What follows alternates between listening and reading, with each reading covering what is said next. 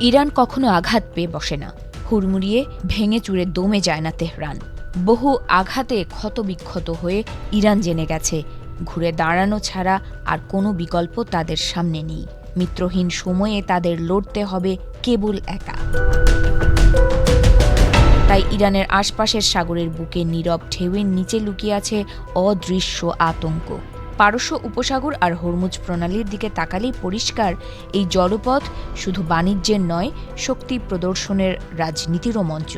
ইরানের antiship missile ভান্ডার সেই বাস্তবতাকেই আরও স্পষ্ট করে তুলেছে। ইরান গত কয়েক বছরে এমন নৌ প্রতিরক্ষা ও আক্রমণ সক্ষমতা তৈরি করেছে যা আধুনিক যুদ্ধজাহাজের জন্য বড় চ্যালেঞ্জ।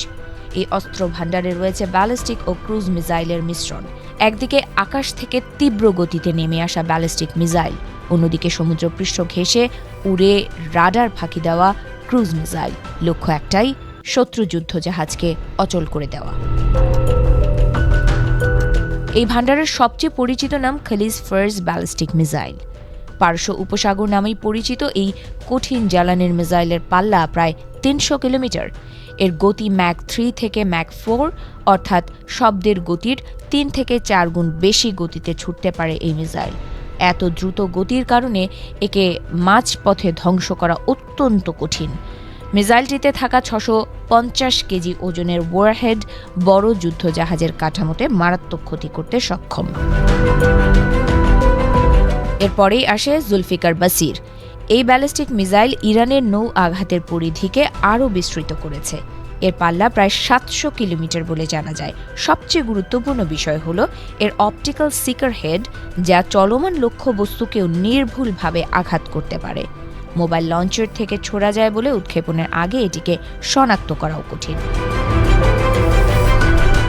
ইরানের দূরপাল্লার ক্রুজ মিসাইলের মধ্যে আবু মাহদি বিশেষভাবে উল্লেখযোগ্য। ১০০০ কিলোমিটারের বেশি দূরে থাকা লক্ষ্যবস্তুতে আঘাত হানতে পারে এই মিসাইল। এটি কৃত্রিম বুদ্ধিমত্তা ব্যবহার করে উড়ন্ত অবস্থায় পথ পরিবর্তন করতে পারে এবং সমুদ্রপৃষ্ঠের খুব কাছ দিয়ে উড়ে যায়। ফলে শত্রুপক্ষের রাডারে ধরা পড়ার আগেই আঘাত হানার সম্ভাবনা থাকে। এই পাল্লা ইরানকে পারস্য উপসাগরের বাইরেও আঘাত হানার সক্ষমতা এনে দিয়েছে। ইরানের উপকূলীয় প্রতিরক্ষার মেরুদণ্ড হিসেবে পরিচিত নূর ও কাদের ক্রুজ মিসাইল। নূরের পাল্লা প্রায় ১২০ কিলোমিটার এবং কাদেরের প্রায় ৩০০ কিলোমিটার। এগুলো সাধারণত ট্রাক মাউন্টেন লঞ্চার বা ছোট নৌযানে বসানো হয়। শেষ ধাপে রাডার গাইডেন্স ব্যবহার করে লক্ষ্যবস্তুতে আঘাত হানে এই মিসাইলগুলো। শুধু স্থলভিত্তিক লঞ্চার নয়, ইরান ছোট ও দ্রুতগামী নৌযানেও মিসাইল বসিয়েছে। এই স্পিড বোটগুলো একসঙ্গে ঝাঁকে ঝাঁকে আক্রমণ চালাতে পারে।